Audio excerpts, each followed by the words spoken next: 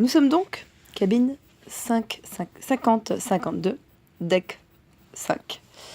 Charmante cabine avec balcon, même s'il fait noir, il est tard, il est 22h. Et nous nous sommes invités dans la cabine de Benoît. Bonjour Benoît. Bonjour.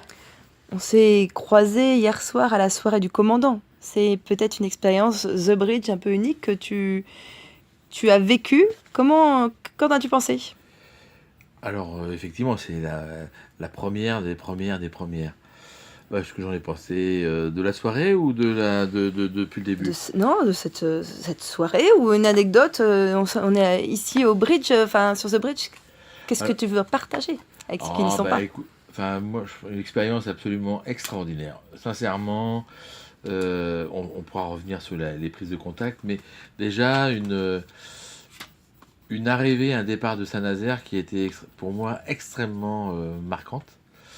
Je suis originaire d'une cité ouvrière nazérienne, dans laquelle, dans mon entourage, tout le monde travaillait au chantier de l'Atlantique, etc. Donc, on vivait un peu avec le port. Et j'ai même, avec un de mes copains d'enfance, qui était dans la même cité, on allait pêcher la civelle dans le port de Saint-Nazaire, vers le Brivet, pour se faire de l'argent de poche à l'époque. Et là, quelques années après, je reviens, mais non pas avec ma mobilette pour aller pêcher la civelle, mais avec le Queen Mary 2, quoi. Et ce qui est encore plus extraordinaire, c'est qu'en arrivant à New York, mon copain vit là-bas aux États-Unis, il sera là pour m'attendre. Chargé d'émotions. C'est Une ça, grande aventure. c'est ça. Et alors, un mot-clé que j'ai aperçu parce que tu étais en train de travailler quand je suis arrivée, robolution. Robolution. Oui, effectivement, parce que certains vont dire que la croisière s'amuse, mais donc moi, comme je suis à l'université, on est là, on est venu ici sur The Bridge pour travailler. Donc travailler à la fois, nous sommes 4 de l'université, nous animons un certain nombre d'ateliers ou de conférences. Et demain, donc, j'anime une conférence qui s'appelle La Robolution. Et pour échanger, montrer, discuter avec les uns et les autres ce que c'est que la robotique d'aujourd'hui, enfin d'hier, d'aujourd'hui, de demain, d'après-demain. Voilà, donc c'est un peu la thématique, et c'est une thématique que j'exploite au sein de mon activité professionnelle.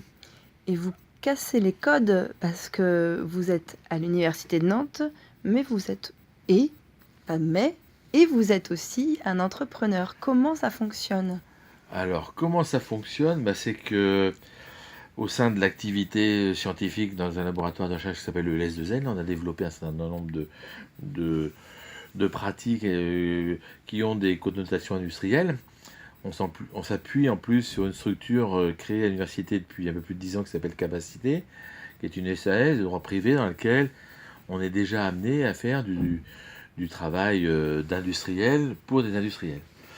Et au sein de l'activité, donc moi je suis plutôt un homme de procédés, des entreprises industrielles manufacturières, des Airbus, des STX, des CNS, à développer une activité scientifique autour des développements des produits, des pièces, et surtout des procédés d'élaboration de ces produits et de leur robotisation.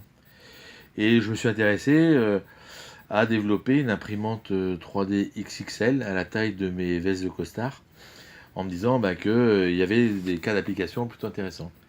Et de là, on est parti sur de l'impression dans le domaine du grand, donc de la construction et du BTP.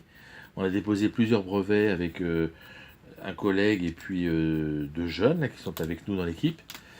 Et on a fait évoluer notre technologie, on l'a fait gagner en maturité, on fait grimper le niveau TRL. Et donc on va réaliser. TRL? C'est un niveau qui permet de classer entre la recherche scientifique, des niveaux bas, à des preuves de concept jusqu'à un produit vendu industriellement, etc. Donc il y a un classement comme ça qui permet de donner un niveau de maturité à un projet. Donc là, on est en train de monter en maturité, donc on va réaliser une preuve de concept de notre robot d'impression de maison. Donc on va faire une première impression au mois de septembre de cette année, 2017. C'est un habitat social de 95 mètres carrés qu'on va imprimer en 3 jours avec nos robots. Et on se rend compte que le monde du bâtiment est en train d'évoluer à grands pas en ce moment. Le numérique est arrivé dans le bâtiment depuis 3 ans avec le BIM, Building Information Management, donc la CAO, on va dire, du bâtiment. Et puis derrière, le robot, pour qu'il puisse fonctionner comme tous les robots, il nous faut du numérique. Donc on a enquillé tout ça. Et on commence à travailler aussi avec Atlampol, tout ça, pour créer une start-up autour, globalement, de la robotisation des chantiers. En quelle matière vous imprimez?